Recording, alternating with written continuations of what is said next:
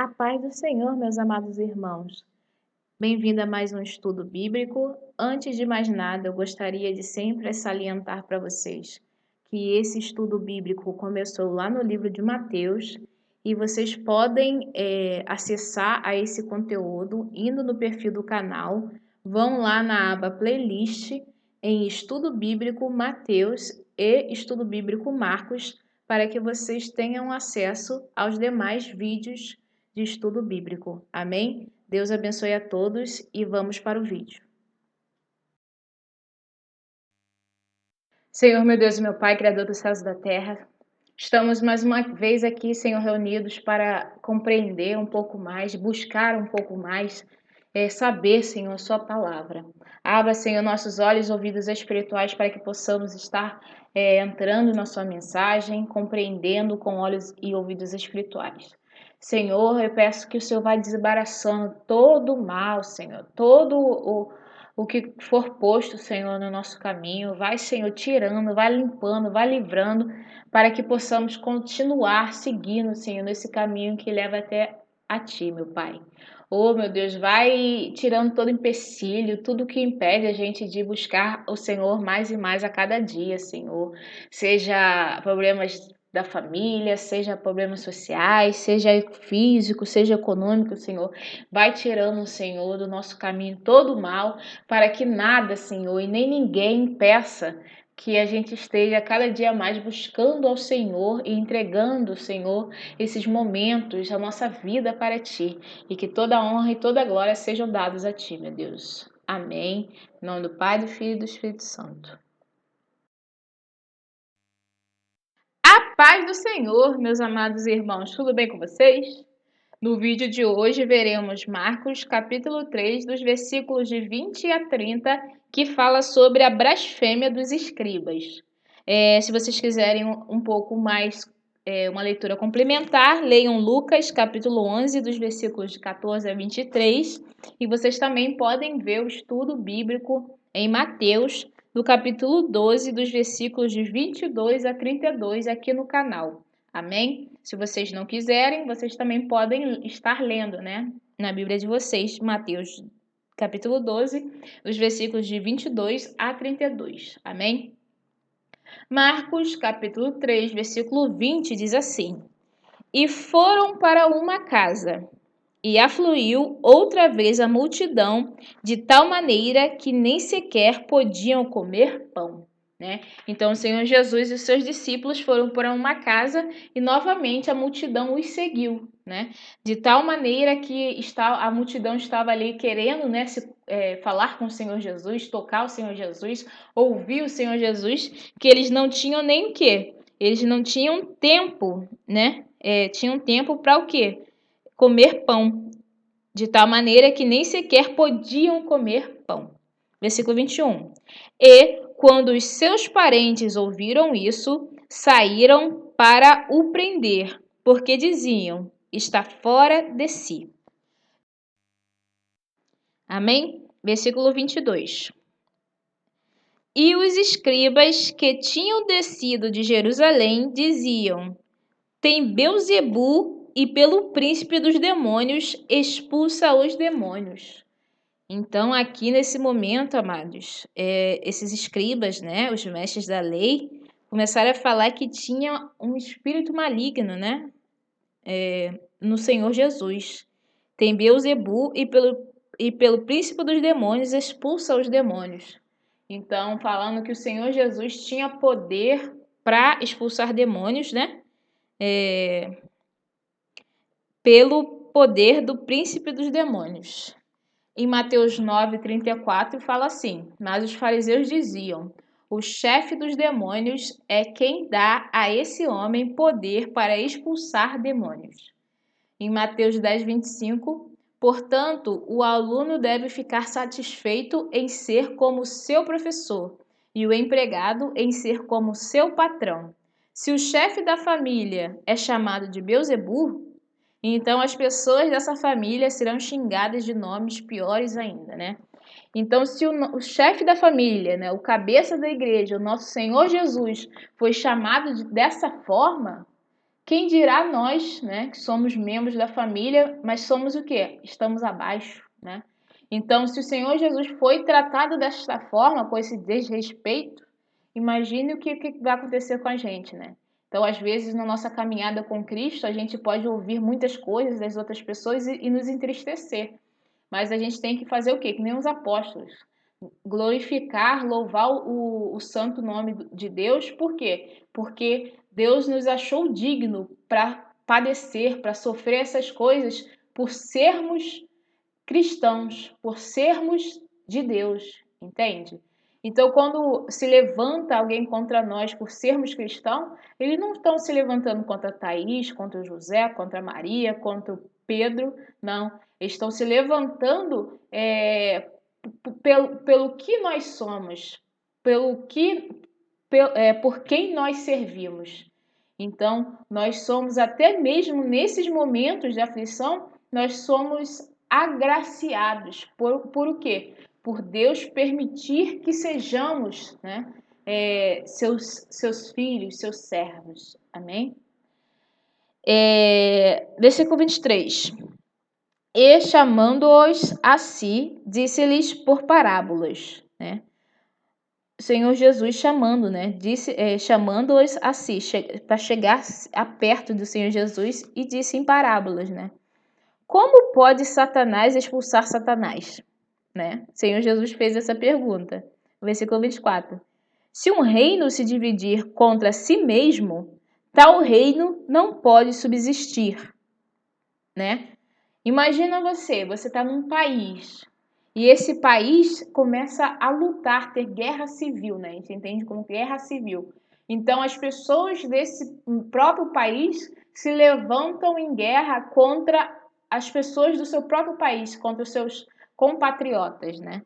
Então, se um reino se dividir contra si mesmo, tal reino não pode subsistir. Por quê? Porque eles vão se destruir. Versículo 25. E se uma casa se dividir contra si mesma, tal casa não pode subsistir. Então, se os membros de uma família que moram dentro de uma mesma casa, se eles ficarem constantemente brigando entre si, eles estão em um ambiente o quê? Inóspito, um ambiente que não dá para se conviver, né? E qual vai ser o resultado? Pode haver tragédias, mas está repreendido o nome de Jesus, mas também pode as contendas e pode haver o quê? Alguém dessa família um momento vai ceder. E o que é o ceder? Vai sair daquela casa. Então aquela família não vai coexistir dentro da casa. Vai chegar uma hora que uma das partes vai falar: olha, não aguento mais, tô indo embora. E aquela família vai ser o quê? Desestruturada, né? Aqueles membros da mesma família não estão mais em união, eles se separaram. Então, e se uma casa se dividir contra si mesma, tal casa não pode o quê? Subsistir. 26. Se Satanás se levantar contra si mesmo e for dividido, não pode subsistir antes tem fim. Amém? Versículo 27. Ninguém pode roubar os bens do valente entrando-lhe em sua casa, se primeiro não maniatar o valente, e então roubará a sua casa. Vamos novamente. Então, aqui, amados, os mestres da lei, os escribas, eles estavam falando que o Senhor Jesus estava expulsando aqueles demônios porque o príncipe dos demônios, né, tinha dado poder a ele para fazer isso. Mas como seria isso se o Senhor Jesus estava combatendo contra eles? Entende? Então, o reino de Satanás seria o quê? Aqui fala, for dividido, não pode subsistir antes tem o quê? Tem fim, né? Então, aquele poder, amados, do Senhor Jesus, vinha de onde? De Deus. Então, os mestres da lei, os escribas, eles estavam blasfemando contra o poder de Deus. É como se eles estivessem direcionando a autoria daquele poder para Satanás, sendo que era de Deus. Amém, amados? Então, uma obra, algo que é feita por Deus, eles estavam falando que era do maligno. Então eles estavam blasfemando contra Deus, né? Eles estavam blasfemando contra Deus. E é algo muito sério, né? Vamos imaginar no nosso contexto atual. Imagina ter uma igreja perto da sua casa e aí as pessoas ali está acontecendo uma obra de Deus e as pessoas estão se convertendo muito. As pessoas estão crendo na mensagem de Deus, estão indo para aquela igreja, a igreja está ficando cheia, lotada, e todo dia você ouve louvor e adoração. De repente passa uma pessoa e fala: Não, isso aí, ó, pessoal, isso aqui é dízimo, isso aqui é não sei o quê, isso aí é falso crente, isso aí não é de Deus, não, isso aí, ó, é engano, é falso profeta que tem aí, não sei o quê, né? Falsos profetas. Então, ali a obra está sendo realizada por Deus, essa pessoa está designando aonde? Para algo que não é de Deus, né? Então, é algo muito sério, muito, muito sério, né? Então, a gente nunca pode apontar falando, não, aquela igreja lá, essa igreja, essa denominação, o pessoal só quer roubar, só quer fazer isso. Essa denominação ali, ó, não tem crente de verdadeiro, não. As pessoas estão sendo enganadas ali, ó. Mas a gente não pode afirmar com toda certeza, né? A gente não pode afirmar com toda certeza. Então, a gente não pode julgar a ninguém. Nós sabemos que há falsos profetas, há falsos líderes, há falsos pastores, há falsos presbíteros, né? Por quê? Porque é bíblico que haverão falsos profetas, falsos messias, mas nós não podemos o quê? Estar apontando e falando. Por quê? Porque a gente pode acabar pecando, que ali está tendo uma obra cheia da presença do Espírito Santo e a gente está achando, não, porque a igreja está cheia, não deve ser isso não. Ah, porque ali as pessoas estão se convertendo rápido. Não, ali, ó, isso ali não é... Entendeu? Como se você diminuísse o que Deus poderia fazer por aquela congregação, por aquela denominação, né? E talvez Deus faz as coisas loucas para confundir as sábias, não é isso? Deixem aqui nos comentários depois me corrigindo, né? Então, às vezes, mesmo tendo dentro de um ambiente pessoas com um coração duro para a palavra de Deus, podem ter ali também pessoas o quê? Se humilhando, se prostrando diante de Deus, né?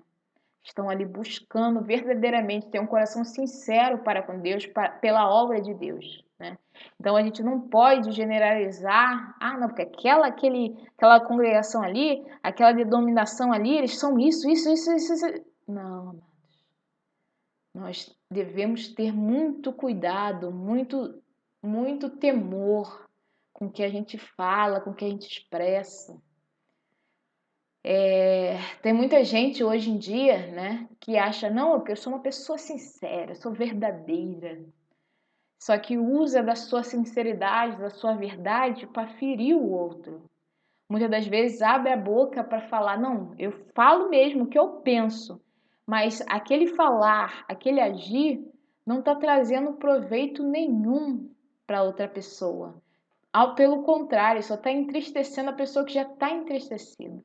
Então, se você se acha uma pessoa sincera, uma pessoa verdadeira, fale das verdades, fale da sinceridade que vai trazer benefício à outra pessoa. A outra pessoa vai pensar, poxa, é verdade, você tem razão, mas vai ter um algo a mais, né? Uma palavra de Deus, algum conselho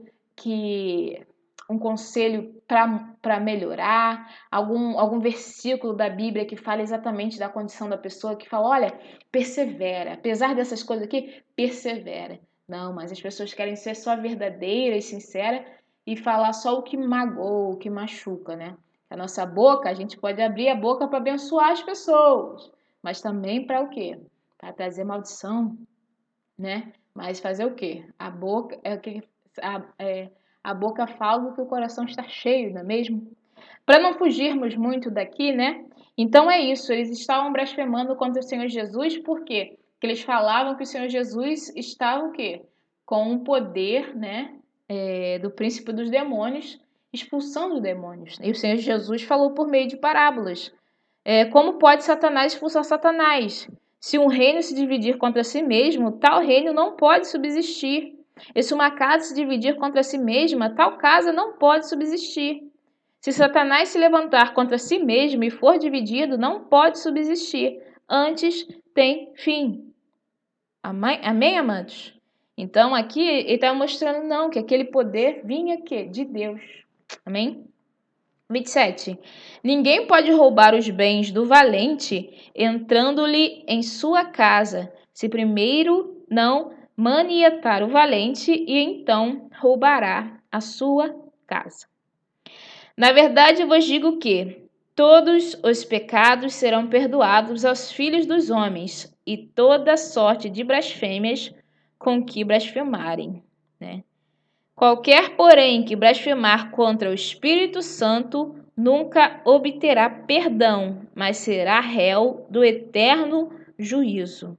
Porque diziam, tem espírito imundo, né? Então aqui eles estavam blasfemando contra o Senhor Jesus, e o Senhor Jesus falou, né? Que todos os pecados serão perdoados aos filhos dos homens e toda sorte de blasfêmias com que blasfemarem. Só que quem blasfemar, qualquer porém que blasfemar contra o Espírito Santo, nunca obterá perdão, mas será réu do eterno juízo, né? Marcos, ao usar o encontro de Jesus com os escribas, encontro esse marcado pela hostilidade para dividir a narrativa concernente ao encontro do mestre com sua família, contrastou os discípulos de Jesus com os oponentes deste, chamando a atenção para os eventos ao usar um para contrabalancear com o outro. O ceticismo da família biológica de Jesus, em que essas reações dos familiares servem de ponto de apoio para a hostilidade dos escribas, é percebida de maneira mais clara, né? Os membros da família de Jesus disseram: está fora de si, revelando que eles compreendiam muito pouco sobre o ministério dele. Então, quem são as famílias de Jesus? Apenas aquele quer seja biologicamente relacionado com ele, quer não, que está determinado a fazer a vontade de Deus, né? Vamos ver dos versículos de 33 a 35. Então, amados, aqui nós vimos que o quê? Que é os parentes do Senhor Jesus, né? E quando os seus parentes, versículo 21, e quando os seus parentes ouviram isso, saíram para o prender, porque diziam, está fora de si. Também tem um versículo que fala a respeito, depois vocês quiserem deixar nos comentários, que um profeta, ele é respeitado em todo e por todo lugar, não é isso? Deixa eu pesquisar aqui para vocês. Que fala que o profeta é respeitado em... Um profeta é Marcos 6, Marcos, capítulo 6, versículo de 4 e 5. Mas Jesus disse, um profeta é respeitado em toda parte, menos na sua terra, entre os seus parentes e na sua própria casa. Ele não pôde fazer milagres em Nazaré, a não ser curar alguns doentes, pondo as mãos sobre eles, né? Então, por quê? Porque as pessoas não enxergavam o Senhor Jesus, né, como Filho de Deus e não criam nele. Seus parentes até chegaram a falar, né, que ele estava o quê? Está fora de si. Então, eles não criam no Senhor Jesus. Nós vamos ver mais um pouco à frente a família de Jesus e vamos voltar nesse pensamento, se eu lembrar, em nome de Jesus, tomara que eu lembre, né? Vamos voltar nesse pensamento. Então, os parentes de Jesus aqui não criam nele, né? Então, o Senhor Jesus não encontrou, de certa forma, apoio, nem mesmo dentro com seus parentes, né? E os escribas tinham essa raiva do Senhor Jesus a ponto de blasfemarem contra o Senhor Jesus. Amém, amados? Então é isso. Me falta um pouco de revelação ainda nesses versículos. Alguns versículos aqui, dos versículos 27 a 30, me falta um pouco de revelação ainda. Mas em nome de Jesus, a gente tem que sempre orar a Deus para dar cada dia mais revelação da palavra, cada dia mais nos fortalecer, abrir nossos olhos e ouvidos espirituais para que possamos estar o quê? Falando, conhecendo, né, e transmitindo o evangelho de Jesus. Tudo que vocês receberem de Deus, vocês têm que o quê? Passar adiante, né? Tem coisas que você conta, é só você e Deus. Mas o evangelho, ele tem que ser o quê? Propagado. A gente tem que falar de Jesus para as pessoas, para que mais almas sejam alcançadas para Deus. Amém? E é isso. Até o próximo vídeo. Que Deus abençoe a todos.